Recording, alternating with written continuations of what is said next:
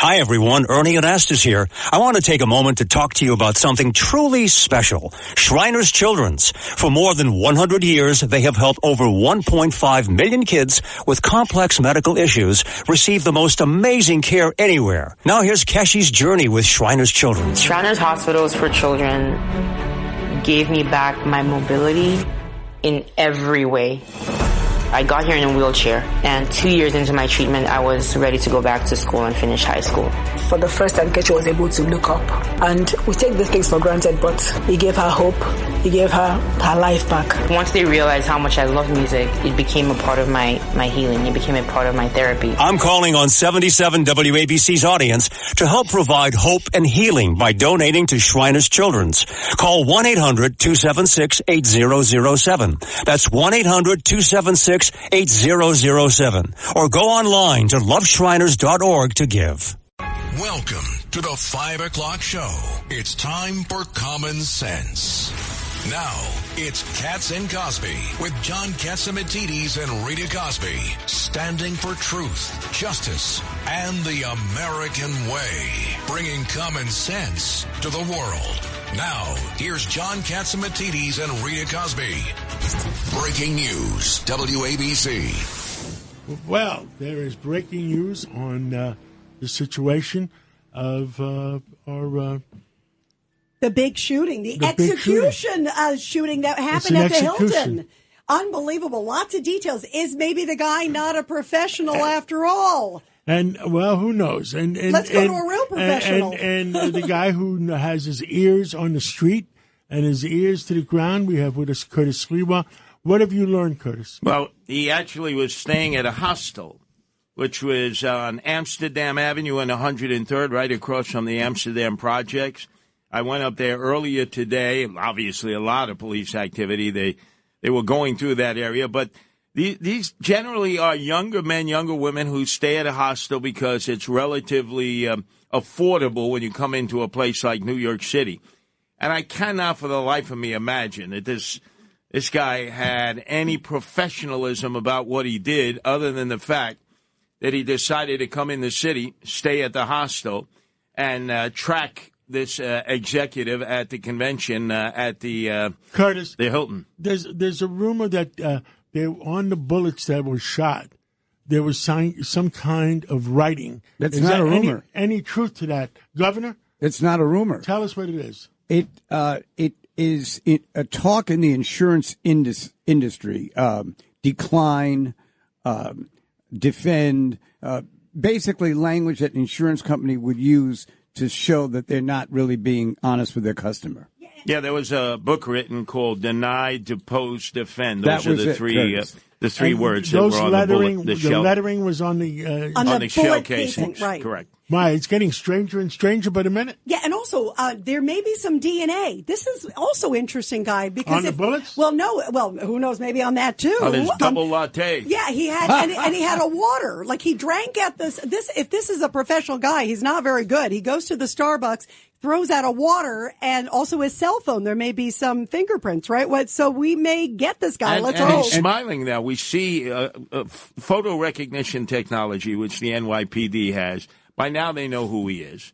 It's just a question of finding out where he went, which I would assume he's on the lam. He left New York City. Well, let's hope they get him. Curtis, thank you very much. And Governor Patterson, any additional information?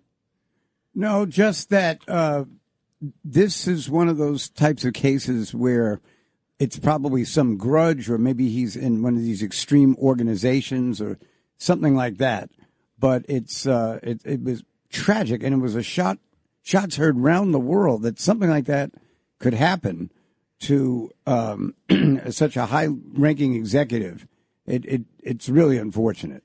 Governor, it's generally what anarchists do. So there may be some anarchist leanings in this guy. Somebody was trying to draw a similarity to the president. Was it Ed Cox? You might remember the CEO of what was it? Was it TD Bank or not TD or Deutsche Bank in Europe?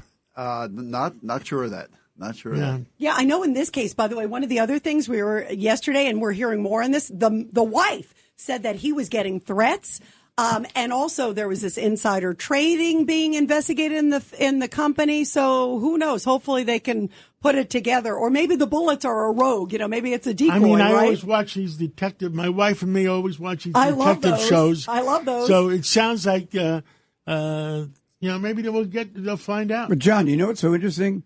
On those detective shows, and we've watched them for years, they keep you in suspense for 50 minutes, and all of a sudden they solve the crime.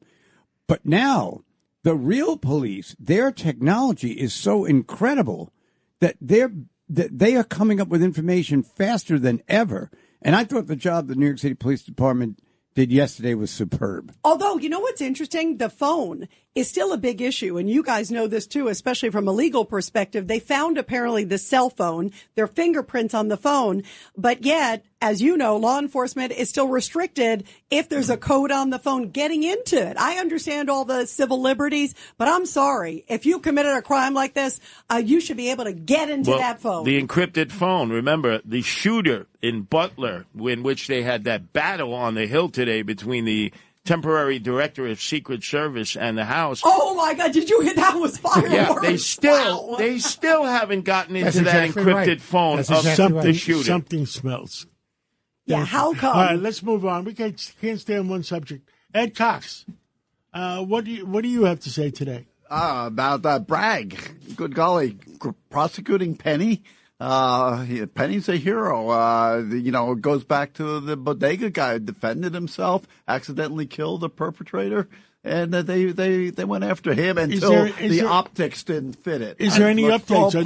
Are they still deliberating? They're still deliberating. By the way, 3 days. This has been 3 days. That's amazing of deliberation. And what was remarkable about the deliberation is that Wednesday is usually the day that jurors have off when they're deliberating. This jury asked the judge to let them stay there on Wednesday to try to get to the bottom of this. They want the weekend off. What do you want? It is amazing, though. Acquit him. And also now there's going to be maybe a civil suit, right, Judge? Absolutely ridiculous. The father of the decedent, also known as the dead guy, was that's claiming the homeless guy, Jordan Neely. Jordan Neely is now going to be suing Daniel Penny in a civil case. And if the case is in the Bronx, like the one me and you sat in, Judge, God help us. You never get a fair trial in the Bronx. That's right. So that's why I invented telephone numbers for the Bronx juries. Yeah. But the fact of the matter is, the legal standard, as the governor knows and Chairman Cox knows, is the injury to the family. In other words, on a wrongful death case, it has to be real injury. And this person was homeless. He was drug addicted. He had no income. So there's no basis at all for a wrongful death suit here. Yeah. Well, we'll see where it goes. There's a few other things happening, the pardons, guys. Discussions of maybe a pardon, why Biden should pardon Trump. Talk about making your eyes bleed and your head explode. So now the Biden insiders are talking about having these universal preemptive pardons for current and former government officials. Blanket pardons. Some of the names being mentioned are Fauci, Dr. Fauci, Liz Cheney, Senator-elect Schiff, and a whole myriad of other people for preemptive pardons. Senator Schiff, the guy never told the truth in his life. That's right. And Peter King, Congressman King will tell you. He was on the committee with them. He said they have these meetings. And then he'd say something different. And he'd come up outside and give a press conference. It was all lies and misinformation. And all those are going to admit guilt in accepting the pardon? Come on. And the business of saying that Biden should pardon Trump is ridiculous because you have to admit guilt if you take a pardon under the law. And Trump is not going to admit guilt, and he's not guilty of anything. Well, we'll see, by the way, if Joe Biden pardons his brother. There's still time. Well, There's still Andy time on that McCarthy's one. made that very clear. He expects those kinds of Senator pardons. Joni Ernst on? She is available we got right Senator now. Joni Ernst. Absolutely. And by the way, she is the woman for the moment because she's on the caucus there for DOGE, which is the Department of Government Efficiency. And just a little bit ago, an amazing scene to see Elon Musk and also Vivek Ramaswamy, who are leading that there on Capitol Hill, meeting with her.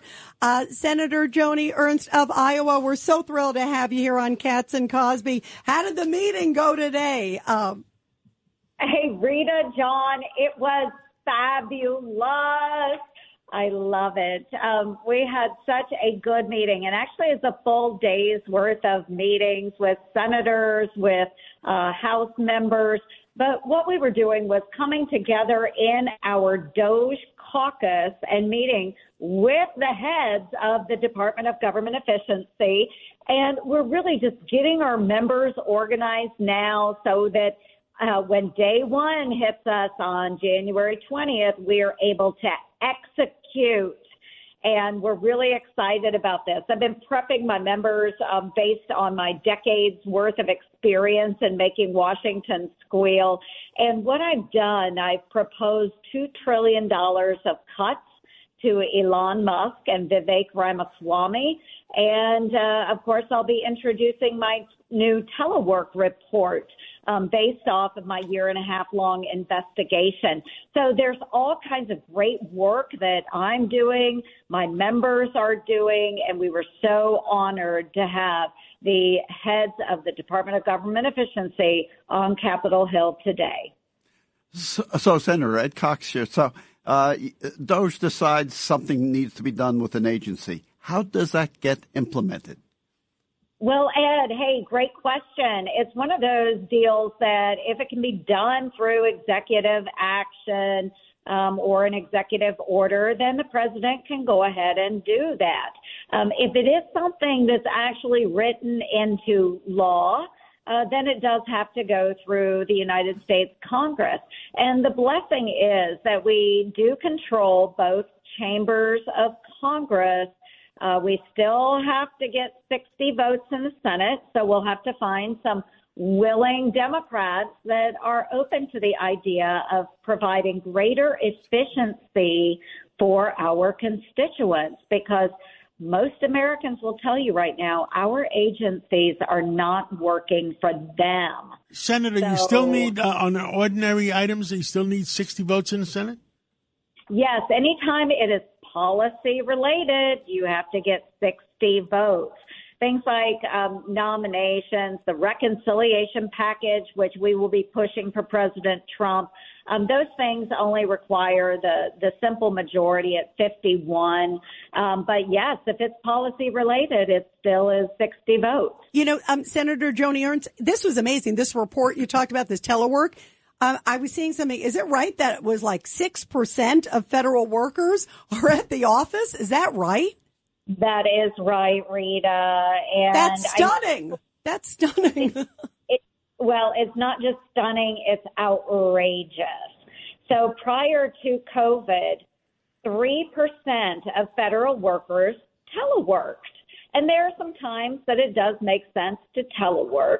But today, following COVID and all of these crazy telework policies, only 6% of our federal government workforce actually shows up in the office every single day. 6%. Americans should be outraged. We are outraged. And you need 60 votes in the Senate to cut that? Or to do something about it?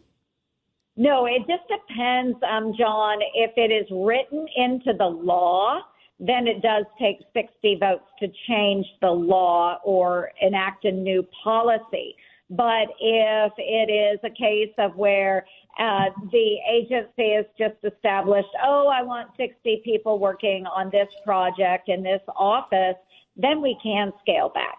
The problem is if you get into labor contracts, this is where we're going to need some help with our labor attorneys and unwinding some of those labor contracts that allow these employees to run like wild children out there.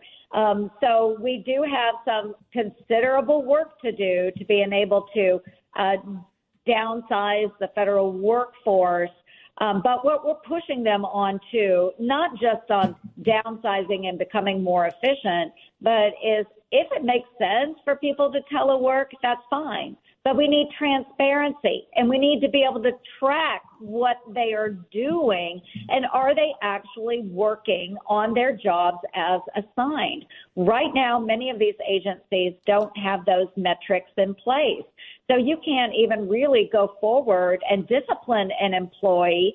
And we caught many employees in our audit We caught them golfing during regular business hours, taking a bubble bath, while they were actually on a Zoom call. Oh my God! Wait, could they see him on the Zoom call in the bubble bath? Rita, this guy's hairy legs were hanging over the edge of the bathtub. Oh my God! That's incredible. And he was the head of the agency.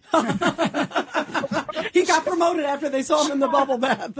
Senator, it's Judge Richard Weinberg. Good to talk to you again, Senator. Let me ask you, what's the latest on the nomination of Pete Hegseth for Secretary of Defense? As far as I know, it's going to continue to move forward. And what we just want to do is make sure that we are doing a thorough vetting in the United States Senate. That is what we are tasked with here in the Senate. So he will keep moving forward, keep meeting. As far as I know, he'll continue meeting with senators, and then he'll attend the hearing, and he'll be able to address any concerns in public, that are arising from senators.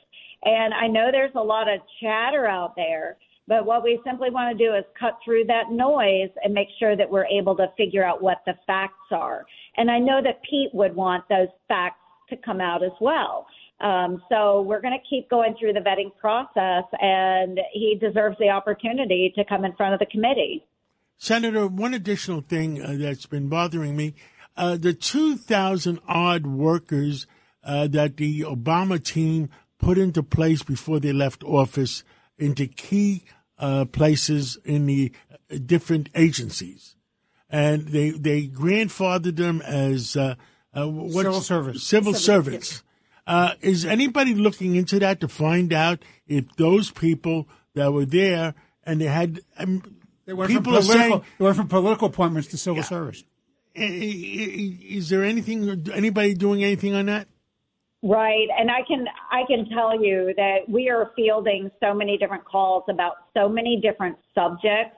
And this is one of those, one of many, many, many. I can tell you there are hundreds and thousands of areas that need scrutiny within the federal government. So, yes, if this is an area that DOJ can attack, we are going to attack.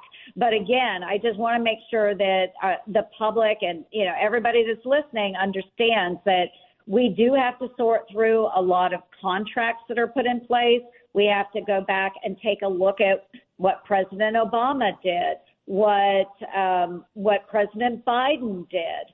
Even were there actions in the previous Trump administration that we might want to change and make more efficient?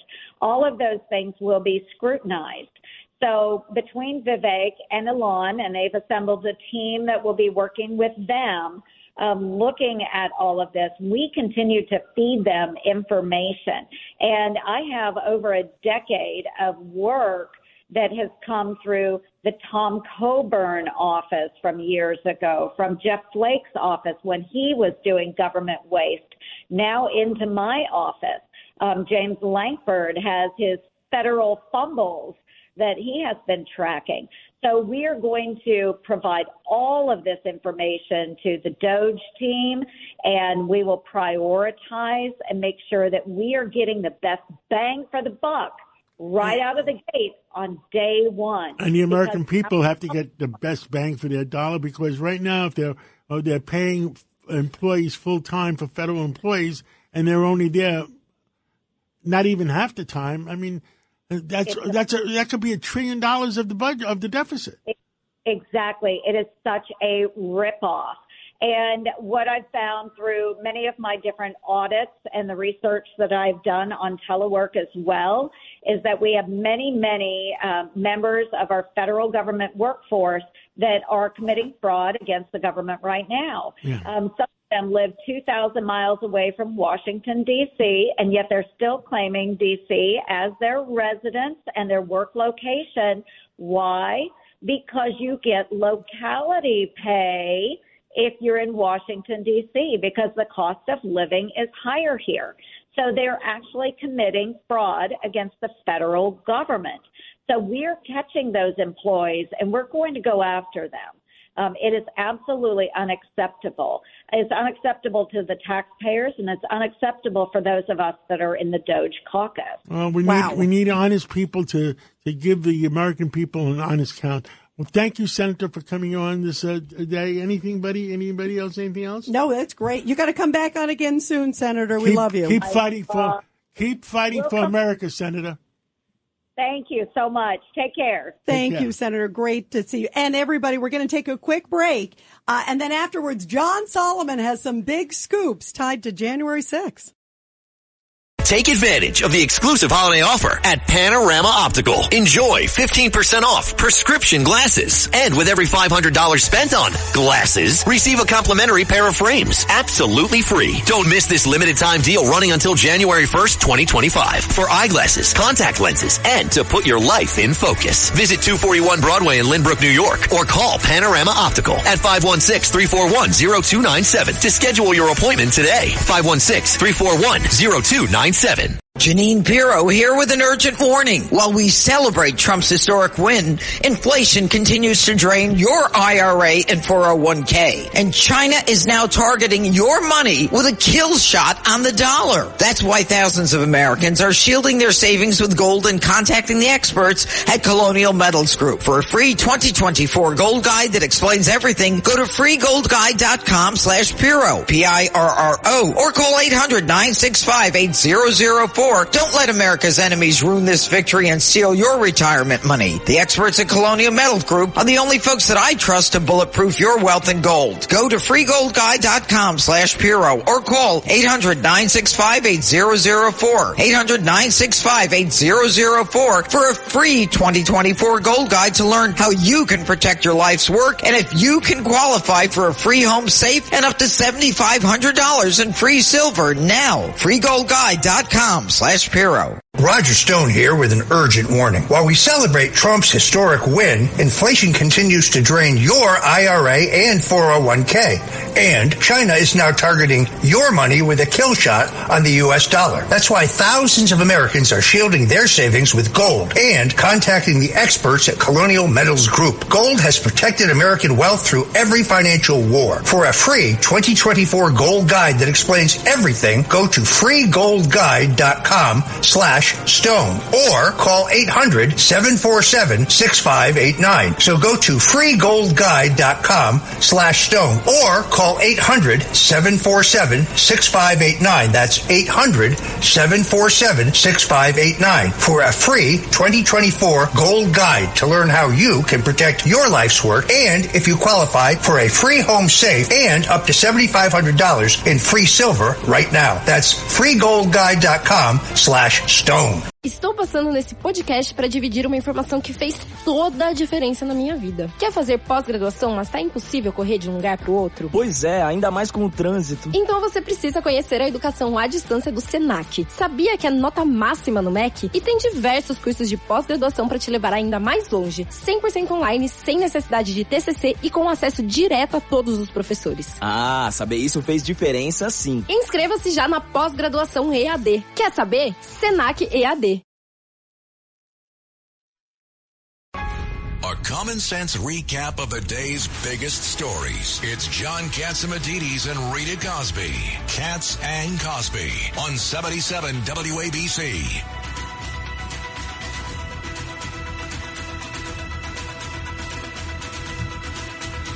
And we are back here on Cats and Cosby, and we are talking about some big breaking news. In fact, let's go to the breaking news because we have John Solomon here. Breaking news, WABC. And John Solomon, you have some interesting new details tied to Capitol Hill and January 6th and the officer. Yes. Fill us in. Well, Michael Byrd, as we know, self-identified himself as the officer who shot Ashley Babbitt during the Capitol riot on January 6, 2021. For a long time, there's been questions about his background. And a couple of weeks ago, we talked about the fact that he had multiple disciplinary proceedings against him, 2 of those incidents involving guns, and then he got promoted. And the question is, well, how did that happen? How did someone who had these issues in their past get promoted? Well, we learned a lot, and what we found out was political pressure from House Democrats led to a wave of favoritism inside the Capitol Police. Basically, Democrats like the office of House Speaker Nancy Pelosi, the office of House Majority Leader Steny Hoyer, back at the time in 21-22, and a congressman from Ohio. They all pressured the Capitol Police to give benefits to Michael Byrd that no other officer got when responding on January 6th. What were those benefits? A $37,000 retention bonus, $160,000 raised on the GoFundMe page, security improvements to his house, many other benefits, including living off campus at a military base for a period of time so he'd feel safe, trying to get him a shotgun when he failed to qualify for one, when he went for a Brady background check. All of this a result of political pressure. Today, Chairman Barry Loudermilk, the congressman who's been overseeing the January 6th investigation for Republicans, said there are two things he is now certain of from the evidence he's gathered. The first is Michael Byrd probably should not have been in the House chamber with a gun that afternoon that Ashley Babbitt was shot, because he had these prior problems with guns and issues in his background. And two, too much meddling by politicians in a police department that should be independent. He's calling for a select committee to review how they reform the Capitol Police to make sure security is better and politics is less. And also, fill us in on Jim Jordan, too. There's some big stuff on Jim Jordan demanding documents. There is. Yes, absolutely. So last night, Jim Jordan revealed that the Justice Department briefed his committee, the House Judiciary Committee, that there is or was a complaint filed by a Justice Department staffer against Jack Smith, the special counsel who pursued Donald Trump in two criminal cases that have now been dismissed. That meant over the last year, the Justice Department knew there was an issue or an allegation about Jack Smith's conduct that wasn't being investigated. Jim Jordan wants to know, why didn't you investigate it? What is the allegation? What are you going to do about it now? He sent a bombshell letter last night. We had that up on Just the News overnight. It's getting a lot of attention today. And I'll turn to one other thing, because pardons are on a lot of people's minds. There's talk that Joe Biden might get some more pardons. Well, the first pardon he gave recently, one to Hunter Biden, not very popular. A new poll out today by the Neapolitan News Service and Scott Rasmussen, a very trusted pollster, found that 62% of Americans disagree with the decision to give a pardon to Hunter Biden. By the way, a 2-to-1 margin. Only 30% of Americans thought it was a good idea. They also rejected Joe Biden's excuse, saying his son was unfairly targeted. A majority of Americans don't believe that.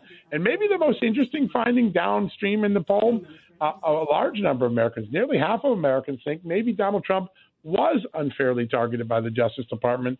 They don't think that about Hunter Biden, but they do think that about Donald Trump. Some interesting findings today from my good friend Scott Rasmussen, the great pollster. And also Democrats, too, right? I mean, you know, it's interesting. Gavin Newsom just came out recently, was critical of the pardon. That was an interesting one.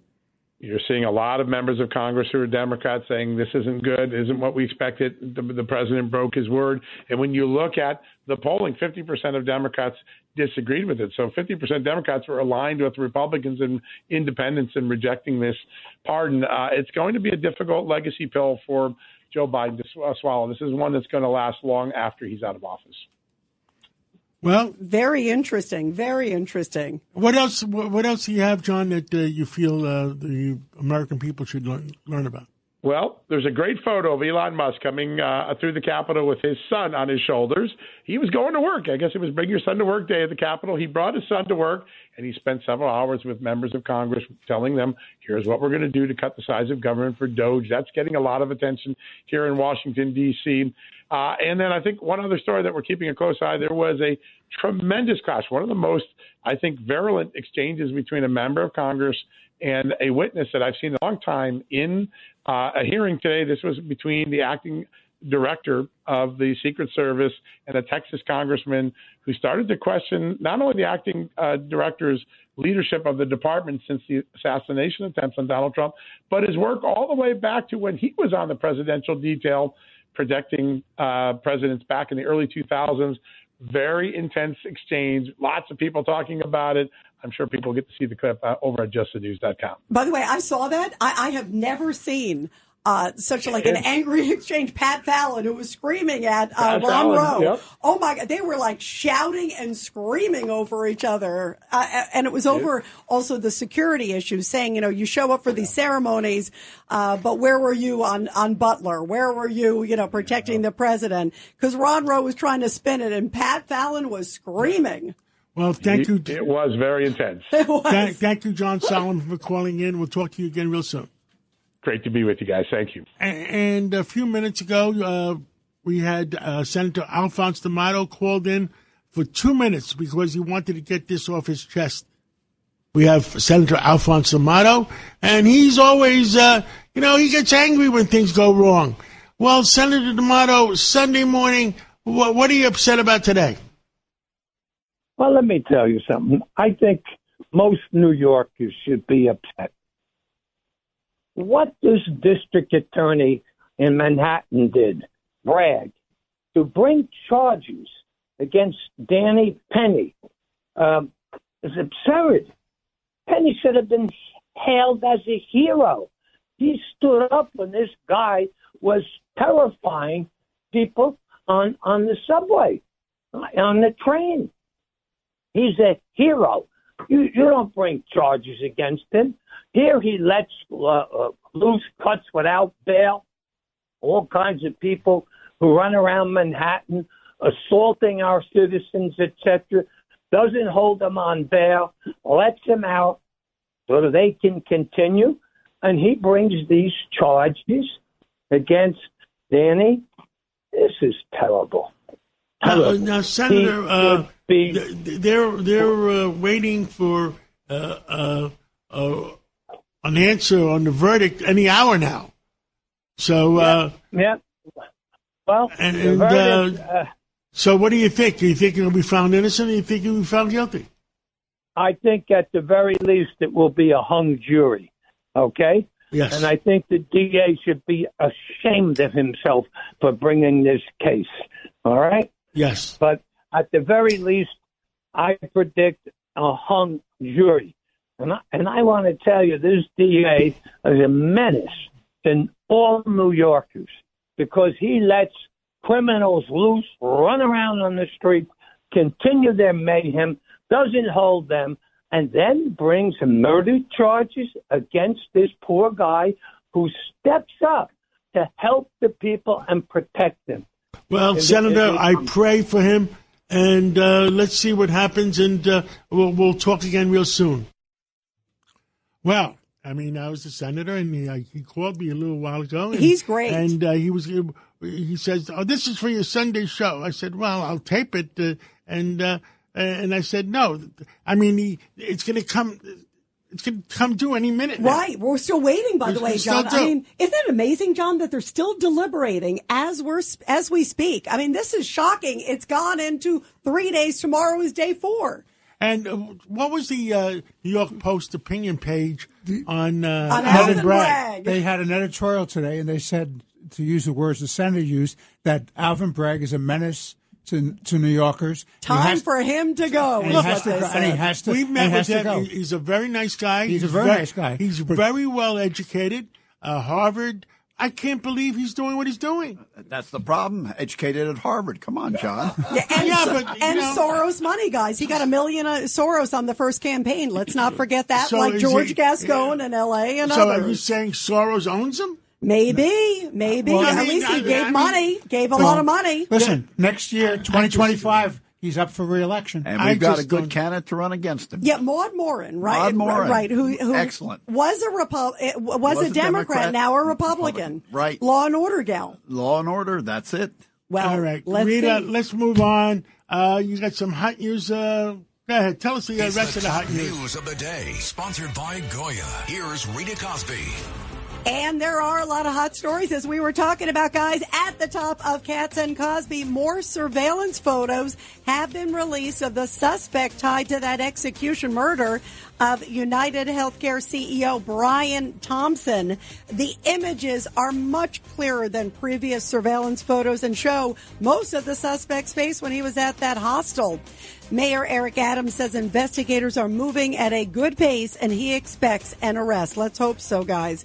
And this is a biggie. Northern California may be feeling some aftershocks, and they had some tsunami warnings issued earlier. They have now been subsided, but there was a 7.0 earthquake that hit offshore near the California-Oregon state line. The tsunami warning, again, is expired, but they are keeping an eye on it. Shaking could be felt in the Bay Area in cities like San Francisco and Oakland. And everybody, those are the big stories of the day. And coming up, John, we have Frank Morano is going to talk about those mysterious drone sightings. Well, it's not funny. It's over our bases, and it's a very serious item. And also, by the way, John, over Trump golf course in Bedminster. That's scary, too. Let's wait till after the break to talk to Frank Morano.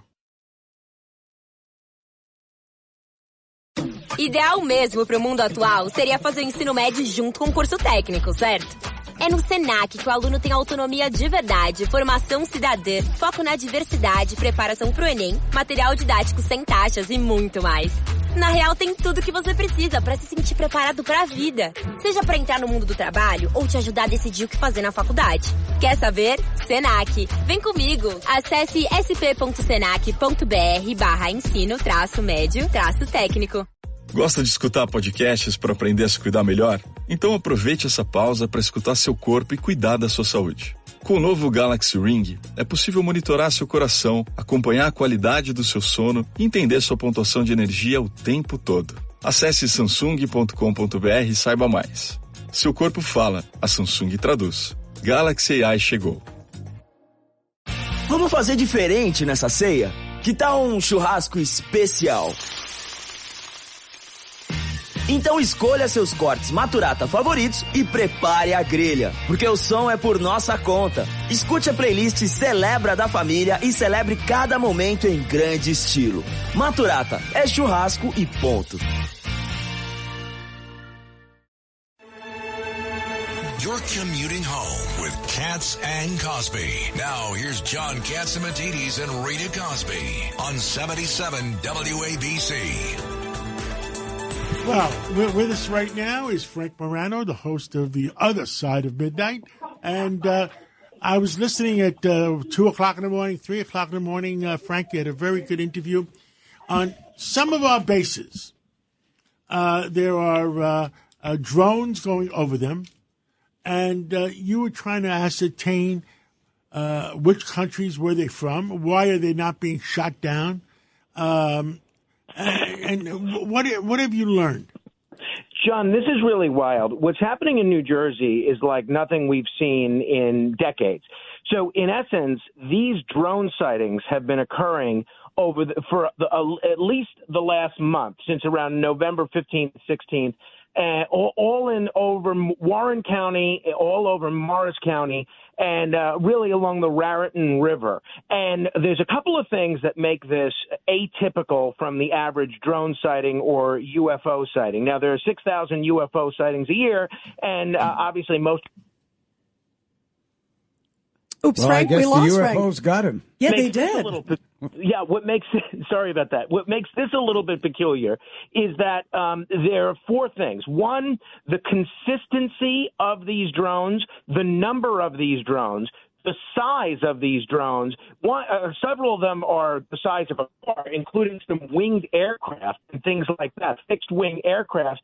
And the fact that nobody's yet offered a plausible explanation as to what they are. There are a lot of theories, but even law enforcement on a federal level and a local level, they're saying they don't know what these are.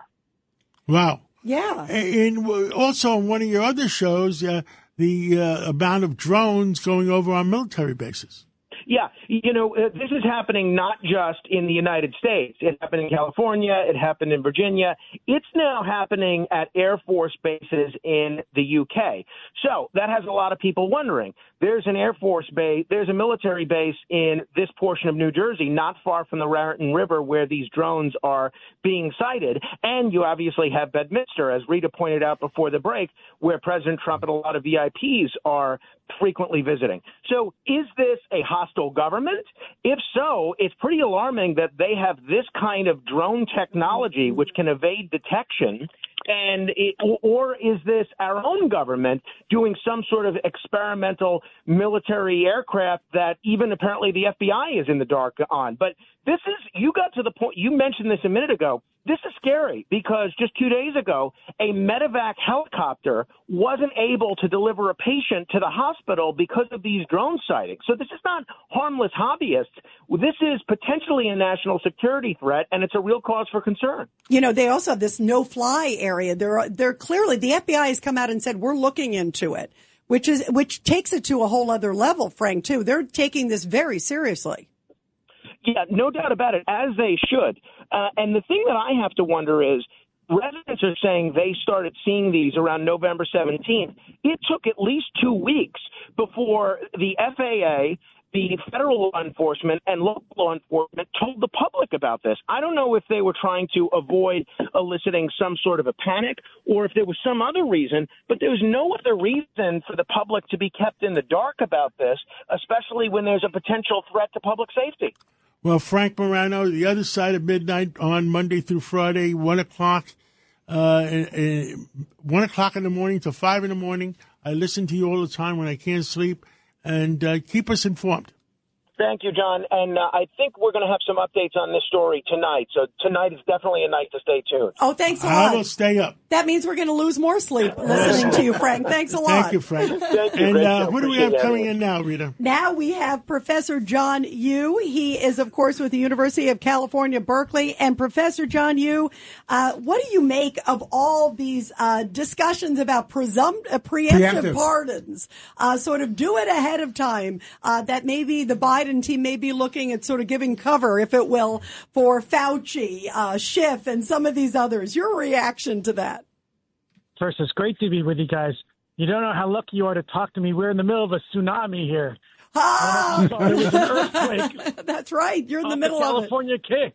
Did you feel it? Give us a report on the tsunami first. Yeah, did you feel it? Did you feel the earthquake? I think the waves were about 3 inches higher than normal.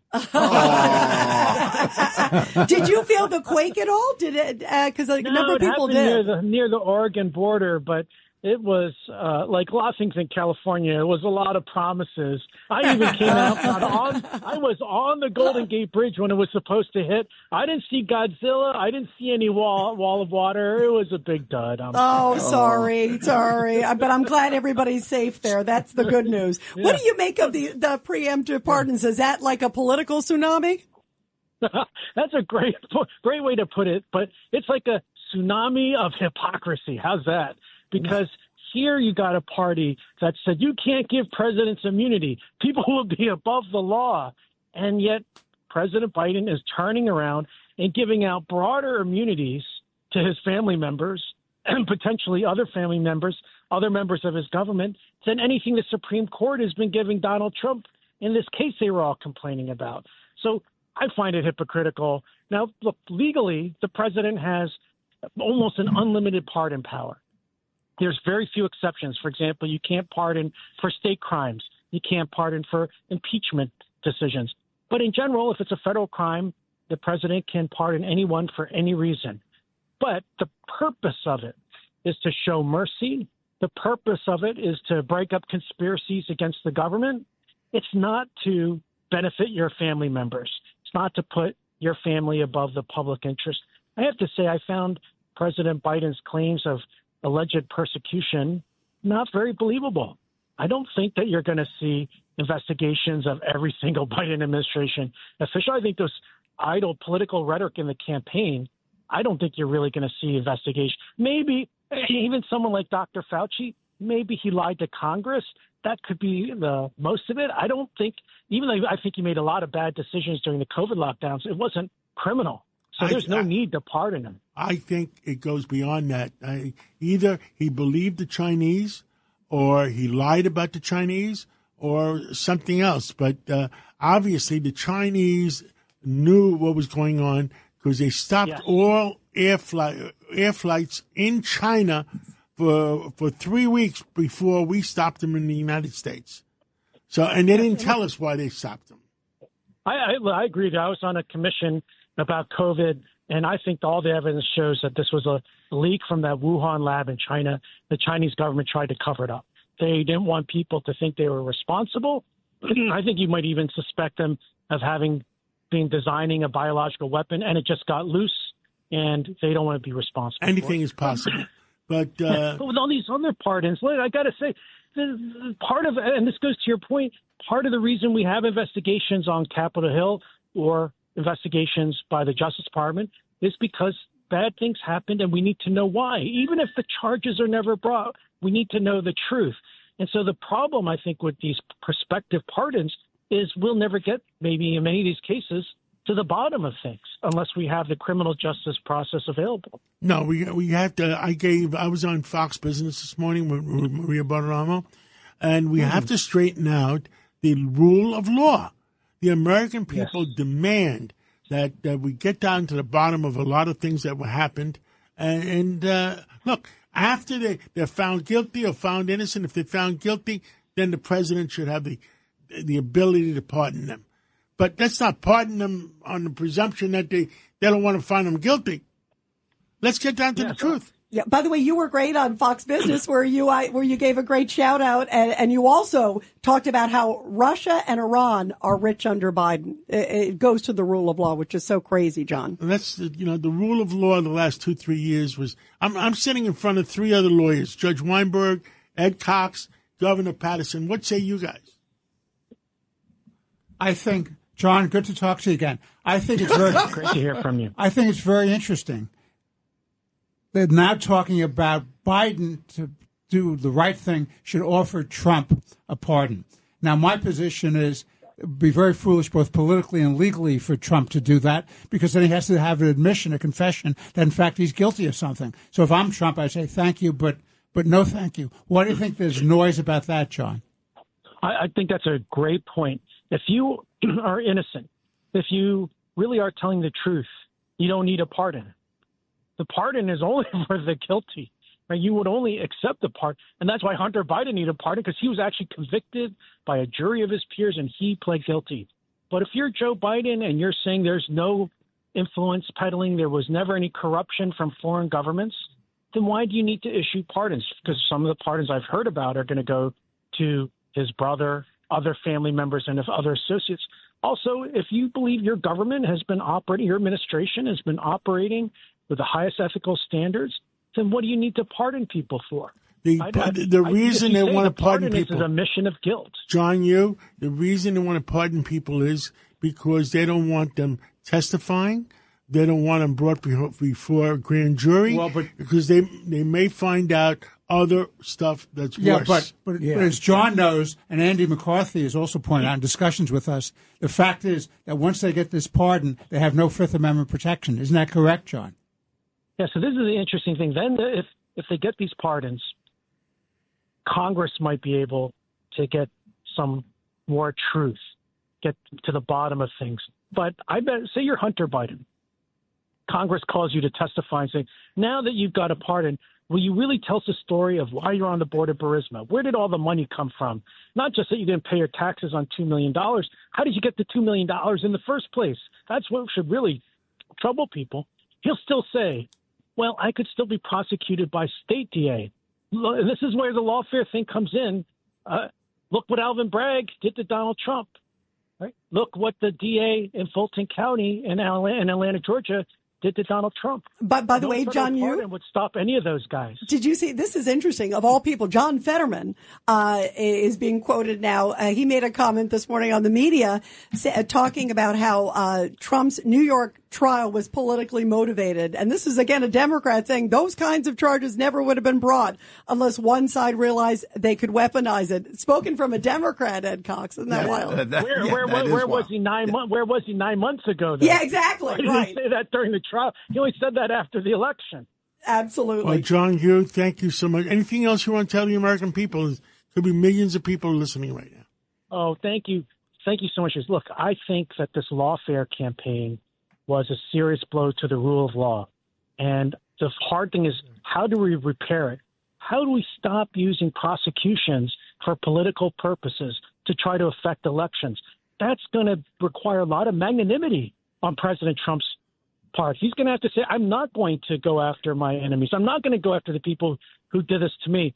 But his quandary is going to be, how do I know they won't do it to me again after I leave office or to my family or to all the members of my cabinet? That's a really tough problem that he has to solve for all of us. We need honest U.S. attorneys, and we need honest prosecutors and honest Attorney General of the United States yes. is what you need. Yeah, people who are laws should be colorblind and politically blind. What I was most shocked by in the last few years, the only people that stood up were people like yourself and people like Alan Dershowitz, and not very many else spoke up. Well, it didn't make me popular in the city of Berkeley. It doomed my campaign for mayor. Well, you should run again. Want to say something? You should run. Yeah, Governor Patterson. Well, I just think that if President Trump does demonstrate the magnanimity that he would need to, that it would be very hard to come after him when he left. Yeah. That's an interesting point. Let's see what happens. Thank you, Professor. John Thank you, Professor.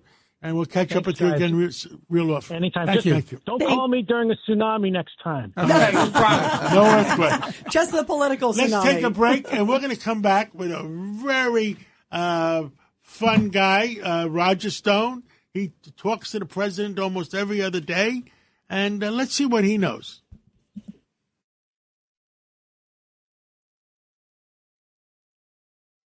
It's a common sense recap of the big stories. It's Katz and Cosby on 77 WABC.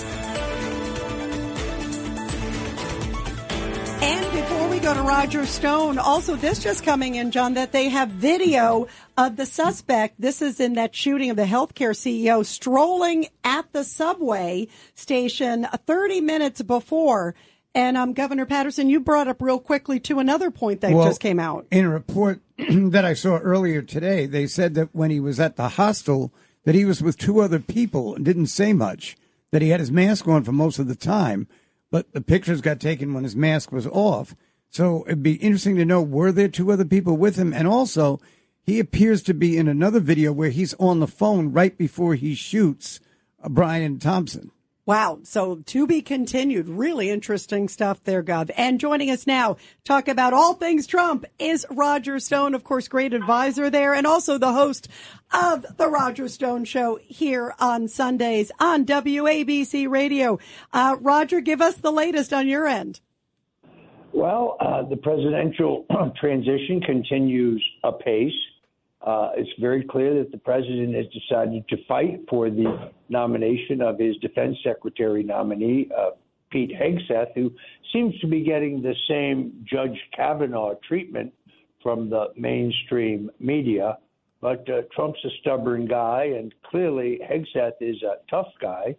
So, look, I'm standing by the president's nominee as long as he is, and we'll see how this plays out. The other most significant appointment, in my view, is that of Kash Patel, a man uniquely qualified for the FBI director post, a former federal prosecutor who prosecuted over 50 intelligence cases and won every one of them, a former chief of staff for the Department of Defense. That's a big management job. And, of course, the senior counsel to the House Intelligence Committee, who conducted the actual investigation into the Russian collusion hoax. Now, you add to that the fact that he's a former deputy national security advisor to President Trump. I think he is precisely the man for the FBI job.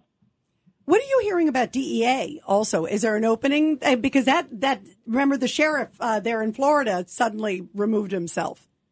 There very definitely is. I was surprised by that appointment. Sheriff Chronister, who was briefly announced as the candidate, had gone into a church in Tampa in the middle of church services and arrested Pastor Howard Rodney Brown, who happens to be a friend of mine and who has a very large church, very well known in evangelical Christian circles. And that did not play well, evidently, for the president's constituents. I gather that there was a huge backlash among evangelicals, and Chronister, as you know, withdrew his name. I have not heard new names, but it's, as you know, with the crime epidemic going on in America because of our open borders, it's a very important job. Yeah, boy, with fentanyl and everything. Governor Patterson, you got a question for Roger Stone? So, Roger, I'd just like you to know that I quoted you in an interview earlier today because I thought it was a great point you made about the officials in different cities saying that they weren't going to accept the removal of the migrants and that it was a sanctuary city. And your response, I guess it was last week when you were on, was that that's really the same as George Wallace drawing the line back in the early 60s, saying that they would not desegregate the Alabama schools. Yeah, I think that's exactly right. As you remember, Governor Well, Wallace... I thought you'd think it was right. You said it. Yeah, all concur. Governor Wallace, a virulent segregationist, stood in the schoolroom door, and President Eisenhower ordered, as you know, the National Guard to legally integrate the schools. I think this is very similar. If a Republican said that he wasn't going to honor a federal law in this area, I think they would be prosecuted. I thought it was interesting. Tom Homan said when the Denver mayor said he was ready to go to jail if necessary, Homan said, well, we have something in common. He's ready to go to jail, and under the law, and he cited the actual law, I'm ready to put him there. It was a great line. Yeah, it was the best. By the way, what did you think of the all this talk about preemptive pardons, Roger? Maybe a pardon for Fauci, maybe a pardon for Adam Schiff that the Biden administration might do. Yeah, what's your thoughts on that? Well, it's interesting. After the 2020 election, I kind of figured out that a case would be made legally that anyone, any American who had questioned the outcome of the 2020 election, that they would say that was a crime. I think under the First Amendment, it's not a crime. But at that time, I said President Trump should consider a blanket pardon for any Republican member of Congress, any Republican member of the Senate, any Republican member of his staff, any advocate on his behalf who questioned the outcome of the election, which I think is perfectly legal to do. Should get a pardon so that they would not be prosecuted. And, of course, we saw those exact prosecutions in Arizona and in Georgia. So I understand the thinking. On the other hand, if Liz Cheney and Adam Schiff and Zoe Lofgren and Jamie Raskin did nothing wrong in the January 6th investigation, why would they require a pardon? Yeah, it's a good point. And there's a lot of discussion about whether it happens. There's got to be the rule of law. And like we said before, that we got to find out what happened, who's guilty, who's not guilty. After they found guilty and they still think they deserve a pardon, then let the president decide. Yeah, absolutely. And by the way, what do you think is going to happen with all the January 6th cases? Because everyone's talking about President Trump is going to now look at them on a case-by-case basis, Roger. I think he has made it very clear that he intends to use executive clemency in those cases. He may make distinctions between people who were convicted of violent crimes. There's never any excuse for that, in my opinion. If you assaulted a law enforcement officer or if you destroyed public property, that's one thing. If, however, you got a 3-year sentence for trespassing, I think that's a different thing. So, look, perhaps the president will decide to pardon some and commute the sentences of others. I do know this, however. The conditions in the D.C. jail, that's like a gulag. That's like a Russian gulag. It's worse than Rikers Island. I think it's inhumane. The truth is we treat terrorists in this country better than we treat some of our own citizens who made stupid mistakes on January 6th. Yeah, absolutely. We had Peter King was saying even the other day that they're looking for people even on Long Island who were even near the area. No, I mean, it's ridiculous. Still looking for them. Yeah, isn't that ridiculous? It's ridiculous, John. After all this time, and some of the people, like you said, who just walked in through an open door. I mean, they shouldn't be punished for that. I mean, I agree with you. And they were invited in by the Capitol Police. Yeah, exactly. There's a big difference, as Roger so eloquently saying. Roger, thank you so much. It's great to have you here, Roger. Great to be with you this Sunday on the Roger Stone Show from 3 to 6 Eastern at 77 WABC. Patrick Bet David from Valuetainment joins me. He's a big guest, It's going to be a great show. Oh, we can't wait. I always listen. And Yeah, I look me forward too. on Sundays between 3 and 6 worldwide, 177 countries and 50 states. Awesome. Roger always has a great one. We'll be tuning in, Roger. Everybody else will be too, Roger. Thank you. Many thanks. Thank you, guys. And everybody, what a wild show. What do we all stand for? Truth, justice, and the American way. God bless America.